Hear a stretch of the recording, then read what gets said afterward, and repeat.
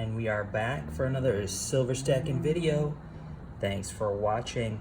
This is Count Stacula, and we are here talking about these beautiful 1 ounce Ghana silver Giants of the Ice Age coins from I think the Scottsdale Mint produces these, and they are pretty unique, I have to say.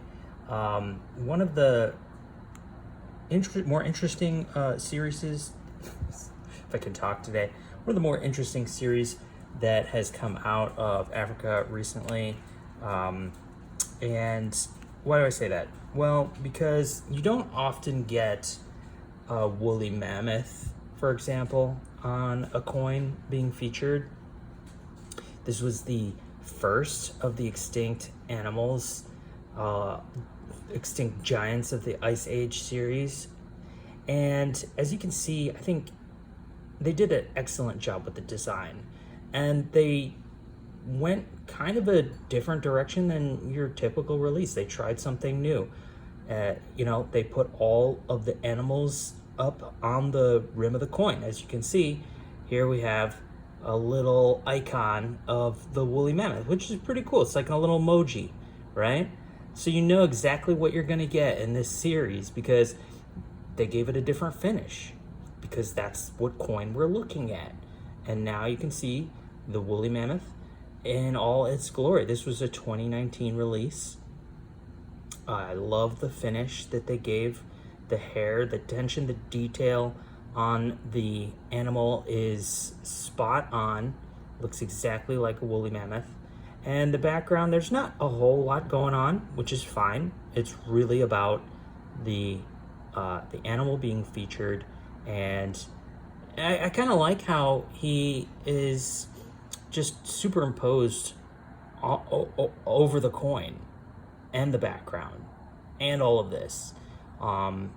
It's just a unique design, and I gotta give him a hand for a round of applause for putting together a pretty neat product. This has a reeded edge, and you look at the other side and you got Republic of Ghana 5 cedis. We've got this beautiful seal with a couple of eagles between a star and a shield. Freedom and justice is what it reads at the bottom of the seal. I'm just in love with this coin. It looks like it's in a giant sun with rays coming out. Maybe that's the flag. I'm not 100% certain. But, it's really kind of a unique design. I know I've said that more than once, but I think that if they were to do more coins like this, they would probably do pretty well. This is a mintage of 10,000, and that's a good size mintage. It's still well within the reach of average Joe and Jane, silver stacker, and you can still get it at a good price. While if you wait, the price on those it tends to double in the secondary market. But let's talk about the second in the release. Here we have I can't remember the name of it. It's like a reindeer of some sort. I'm not really here to talk about the creatures themselves necessarily, but more of the fact that I think this design is just a win all in all. You'll notice that right there up on the icon, they changed the finish for this coin, and they grayed out the woolly. It's the same as the others, while they're featuring this reindeer, and it has a strange name, can't quite remember it, but everything else is identical to the first coin, so I won't bore you with a repeat of that. But these capsules that they come in, for one, they're a little different than your average capsule. They have kind of like a little textured rim that you can feel it. I'm not going to open it because I'm likely to drop it and get my fingerprints all over it. And I'm very fanatical about keeping my coins in direct fit capsules, so I don't want to mess them up. Part of this hobby, you get to be a little bit OCD with the way you manage your collection. Next, we have the very well-known saber-tooth tiger. I think they did a fantastic job with this depiction. Maybe I would have made the fangs just a little bit bigger. Just kidding. I think they look fine. It's very menacing. It's jumping out at you, but yeah, it's a win. It's definitely a win.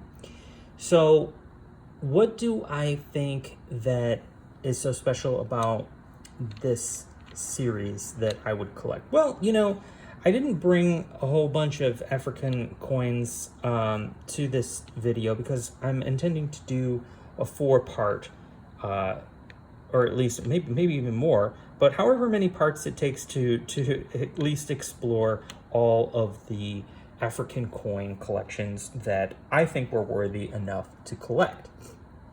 And today we're featuring this series. So this is part 1. Now, let's not get ahead of ourselves. We'll stay in order. These were the first 3.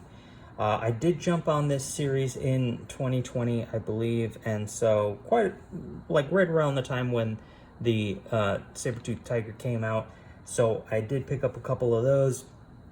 I went back and I bought a couple of the woolly mammoths because I liked them, but I only bought one of the second in the series, thinking I would maybe do a second set to this collection and maybe sell it, but they're nice coins. So I mean, I just ended up getting one of each at minimum, with a couple of extras of the designs that I like. Now, this has gotten some flack, I think, from some other YouTubers. I'm not going to mention any names, but saying that this design is just not cool enough for a bear. Are you kidding? Because this bear looks very vicious. You know, this is the cave bear, and man, he looks like he just woke up from hibernation and he's about to roam and catch himself some fish. I would not want to be standing in front of a bear this size, that's for sure. But no, I think this design is fine. There's nothing wrong with it. It looks, you know, from any indication, I'm not getting a whole lot of indication of any unusual bear features here, but you got to remember this is an extinct type of bear, so it looks a little different. The ears maybe not quite normal, but look, he's standing on his hind legs. What's so hard to you know, like about that? I think it's fantastic. Let's move on. So I got 2 of those, actually got 3, and I ended up selling 1 and did quite well on it. This next one, which is like some kind of extinct rhino, fantastic looking coin. It almost looks like the proof-like finish on some of these devices, but you know, in a mirror in the field. But you know, it's a pretty decent design. I'm not gonna lie. I like that they started a theme and they stuck to it, and they didn't shift throughout the entire series, and you gotta hand it to them. I would have gotten more if finances would have allowed it at the time, but I only picked up 1 because I knew I wanted to complete this series.